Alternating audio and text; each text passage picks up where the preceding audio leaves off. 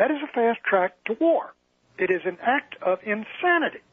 I mean, Ukraine, God bless them, they're free and independent. I never thought it would happen. As for Georgia, I never believed it would happen.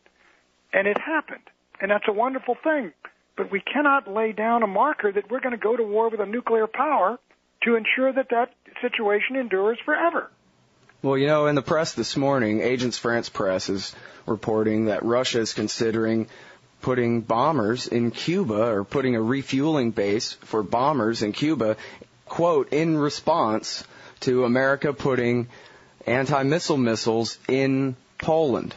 I've got a column I wrote, it'll come out tomorrow for Friday, which says, look, you know what the Poles are doing now, God bless them, Mr. Tusk, the prime minister, he says, we'll let you put in 10 anti-missile missiles on Polish soil, but you got to provide hundreds of millions of dollars for an air defense for Poland.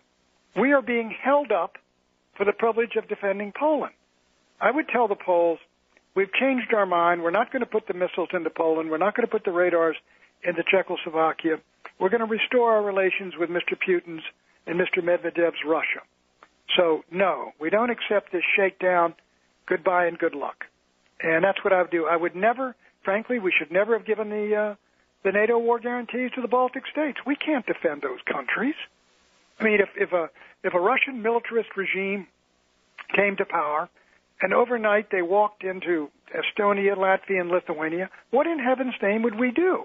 Does anybody think the Germans or the French or the Italians or the Spanish, all members of NATO, are going to declare war on Russia, a nuclear-armed nation? Anybody think the Brits will?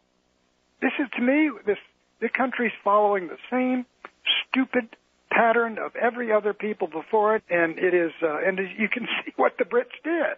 I mean, everybody says what a wonderful man Churchill was. Look at what he wound up with. He wound up with the empire in ruins as an island dependency of the United States about 3 decades after he entered the First Lord of the Admiralty of the greatest naval power and world power in history. Well, let's hope it doesn't take a world war to get us to give up our empire. Well, it will be gone if there's a world war, that's for sure. And but the United States is already, there are people pushing for war on Iran and a third front.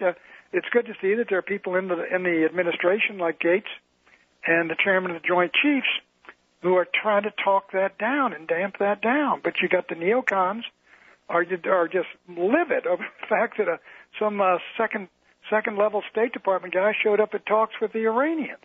So, Scott, there's a lot of folks, I mean, look, the only lesson you learn from history is that you do not learn from history. Yeah, that seems to be the way it is. All right, I got one more question for you real quick, Pat, before I let you go. Where do you read your foreign policy news? Where do I read my foreign policy news? Oh, Antiwar.com. I was going to see if I could trick you into saying that. Thanks a lot. Well, no, I just got up and I read it this morning. I'm down here at the beach. It's after Drudge, and it's I would say after Drudge and looking up how my book's doing on Amazon.com. It's the very next site.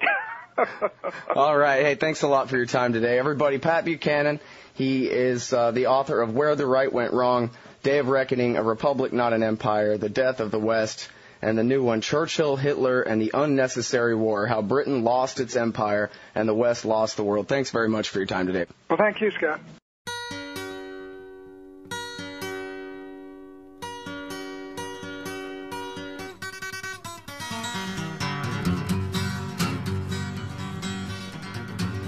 Sailing over to Vietnam, Southeast Asian Birmingham.